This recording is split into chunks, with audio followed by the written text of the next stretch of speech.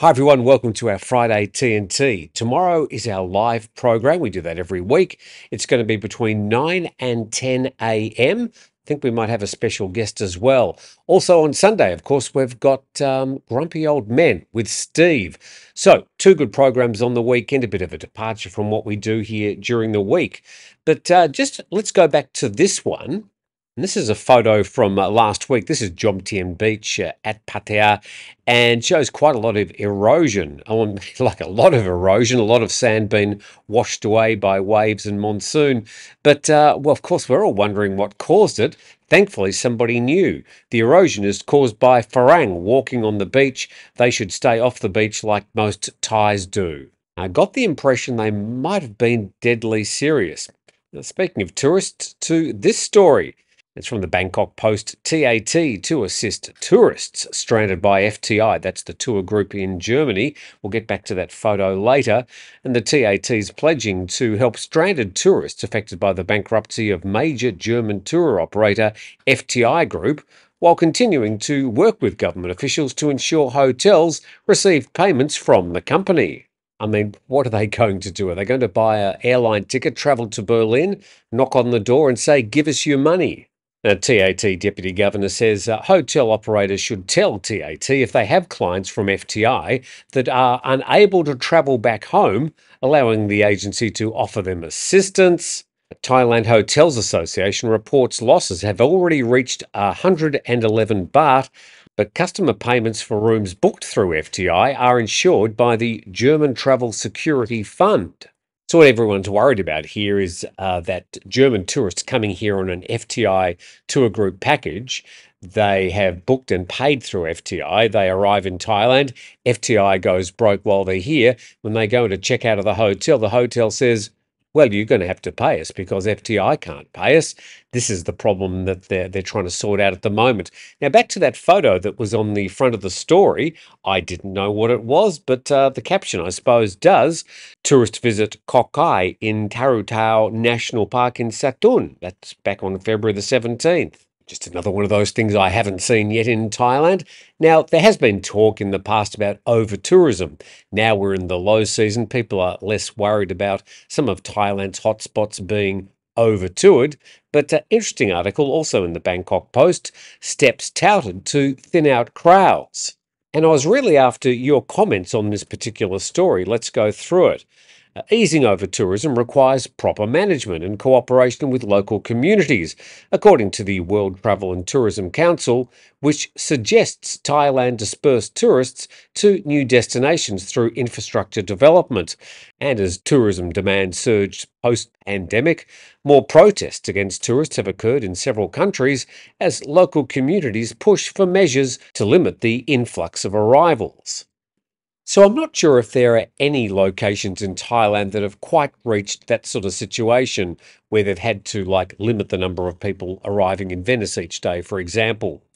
But I'm interested to know how you actually organise your travel. Do you, for example, book an airline ticket and go and stay in Pattaya for 1 week and just hang around that town and wander around and do everything there? Or do you spend 2 days here, 2 days there, and you think, oh, spontaneously, I think I'll go there. So interested to know how you do your tours, because I think a lot of this over-tourism is a problem associated with tour groups. When visitors want authentic experiences, the country can provide them access to encounters with Thai food or markets. And this spokesperson from the WTTC, Ms. Simpson, said Thailand needs to persuade tourists to move around from one major area during their stays. Well, in my case, if you're interested, I usually just arrive in a location with nothing planned and just make it up as I go. Depending on the weather, depending on the people I meet, depending on what I find on the internet or a recommendation from the person serving me a coffee, I'll then sort of make my plans accordingly. I just like to do it like that. But I'd be interested to hear how you organise your travels when you come to Thailand.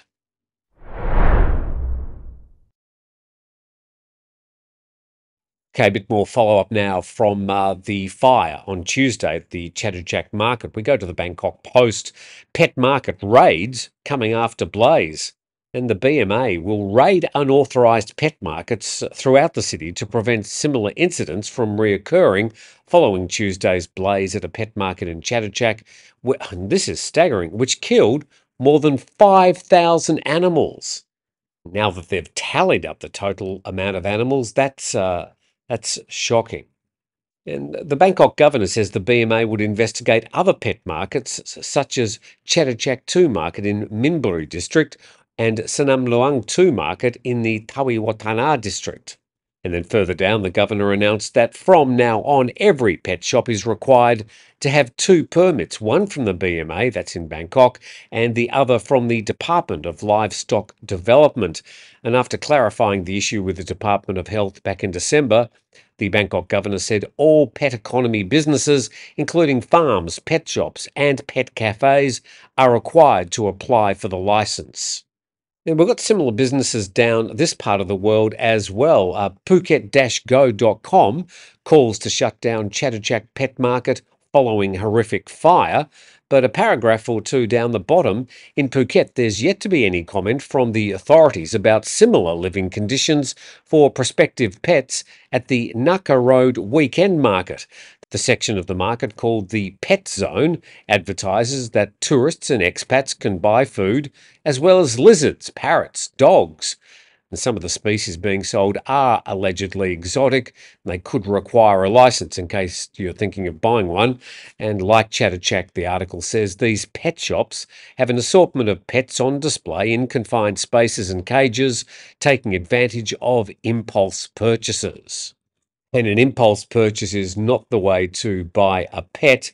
Having said that, Daisy just ran in one day off the street, jumped on the couch and said, I'm staying.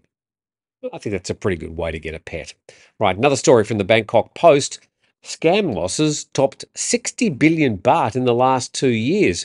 And the central bank's frozen 200,000 mule accounts with tougher new rules on the way.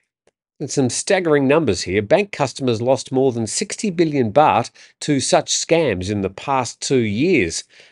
And according to the Bank of Thailand Assistant Governor, the situation's getting worse with new cases coming in steadily.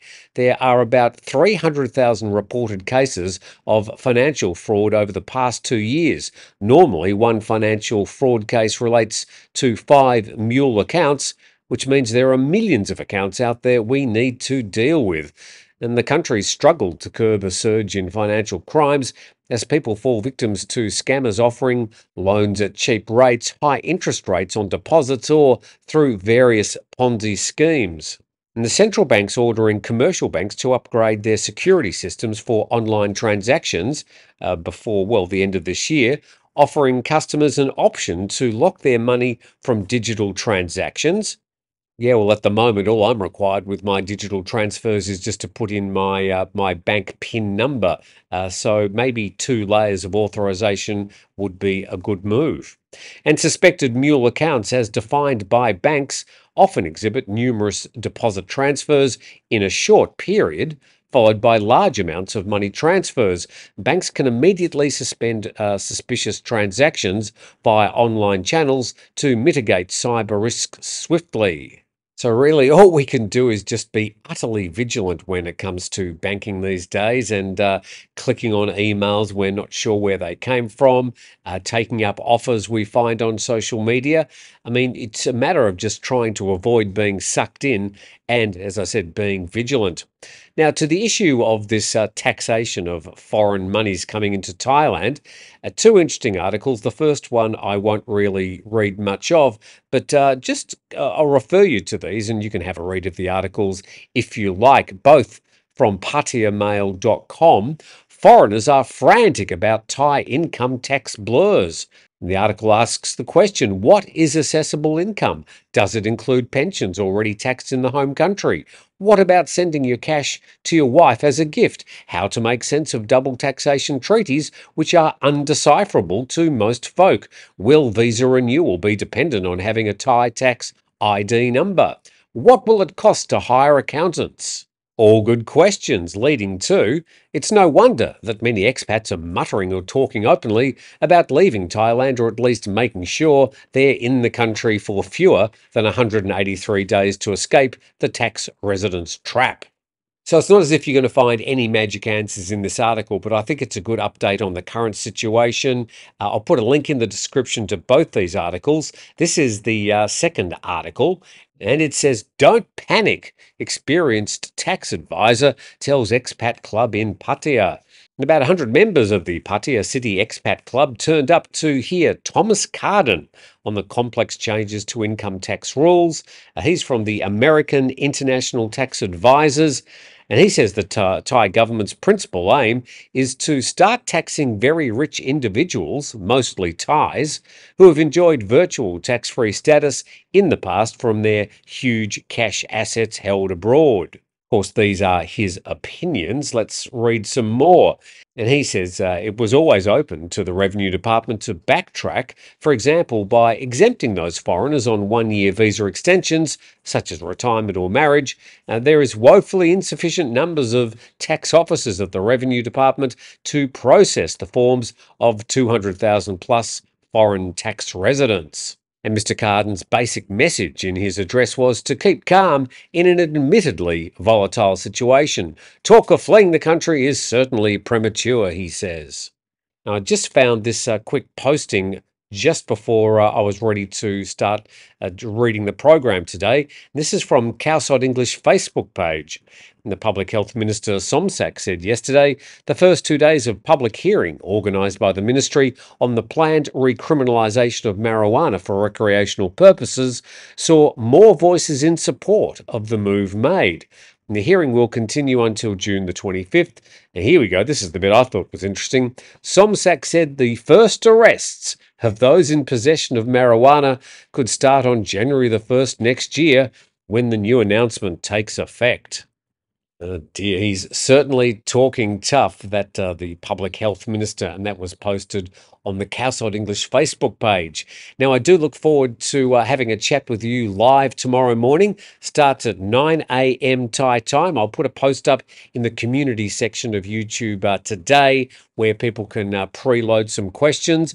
I think I might have a special guest on the program tomorrow, and then Grumpy Old Men with Steve on Sunday. Thanks for joining us today. Please subscribe. We'll see you next time.